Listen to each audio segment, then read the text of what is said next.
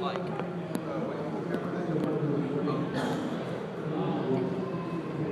Bloaty. I love Professor Mulinda Wu. She will never steer you wrong. She will always help you. Mine was from an internet cartoon called Captain Capitalism, where literally, it's like you had Captain Capitalism talking about it was a parody on the Snoopy Christmas Carol, and it's like they all do the dance, and it's just yes. Oh my God! So I got to be like a little Lucy character, and just kind of having that weird, like, taking my childhood and totally skewing it up was a lot of fun. I definitely love playing Ash on Pokemon. I was living what I loved about watching cartoons, going on that adventure, and always having some different thing happen every week. And it was very different than my real life. Although I do have pets, it's different than having a Pikachu. And they do fight each other. Often they do, but neither win. But if mine battles yours, I get to keep your animal, right? You can. I will, okay. My favorite Pokemon was when they released those roosters against each other. They outlawed that in New York. I have a hard time picking my favorite because there's so many of them are a part of me. I think it's really hard. It's like choosing your your favorite kid. Oh, fuck. Well, I have reasons for liking ones for certain reasons. Like for Angry Beavers, it was my first series, and I got to improvise a lot, which was the same on Billy and Mandy. And in Sim, I love it because it was just so. I already said. I feel the same way that you do, Richard. I find it very difficult to just pick one character because there are ones that I like you say, for certain reasons that were really fun, or some things that were really challenging to me, or I don't know. I just have a really hard time. I think we all know our least favorite. I have one or two that I would think are my least favorite, but I'm not going to tell you what those are. I'll tell you, I hated doing Concha Man, Zatch Bell. That wrecks my voice.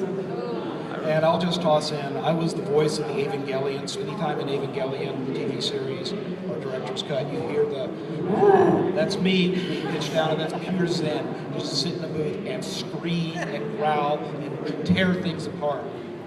Amazing.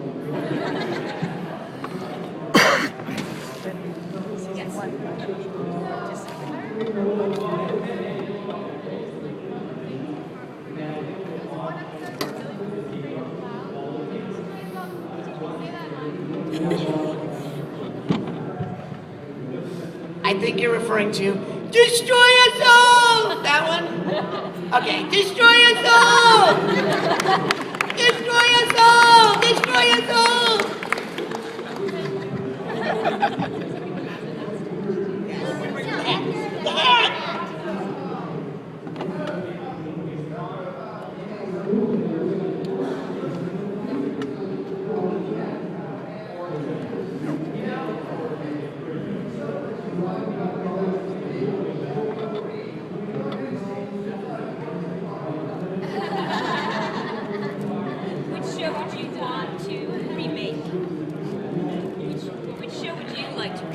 Well, I've already done a remake of Bubblegum Crisis, and that's out. We did that. And I did the original Macross. Right, I know. But I redid Robotech right as Macross, right? So I did those. Picking out a show that's out there, I think a show that really had a lot of potential and some of the best voice casting ever, brilliant scripts. I would love to do another season of it just because Kim Possible. It's brilliant stuff.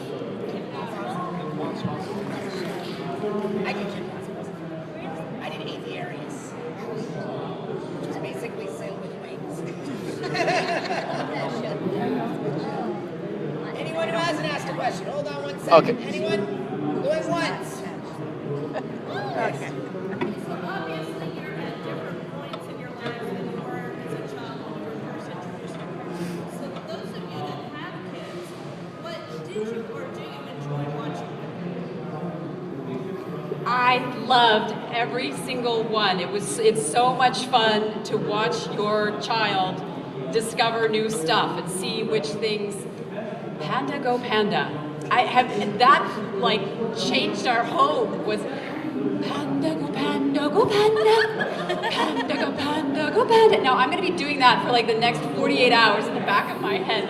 It was so sweet, you know. There's some of them that's like, you know, my son was attracted to it for one reason, but like I'm like peeking around the corner going, yeah, that's cool. That's a good example of a great show that isn't talking down to you. Exactly, but is for kids. exactly. And those were the ones that he loved.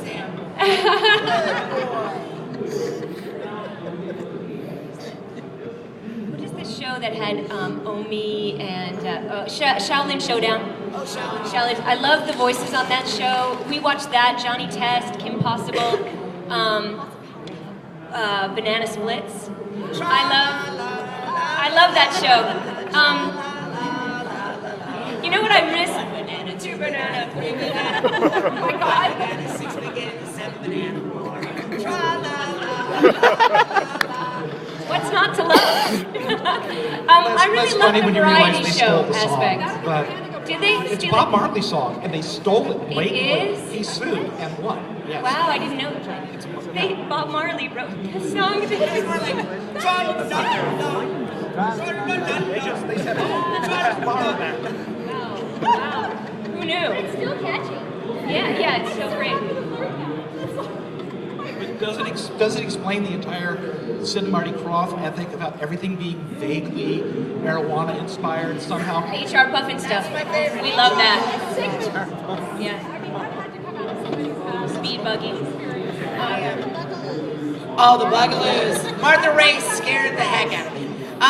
I was very fortunate because we were talking about all the Sid and Marty Krofft stuff, which is what I grew up on Saturday mornings. Was same thing. It was Scooby-Doo, Sid and Marty Krofft, In the News, and when I was younger, it was reruns of the Monkees.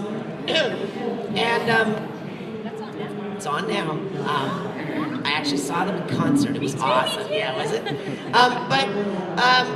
For me, one of the highlights of my career was I was doing Billy and Mandy, and they said, "Oh, we have a surprise for you. We're bringing on a special guest to voice this week." And I said, "Who?" And they said, "Billy Hayes."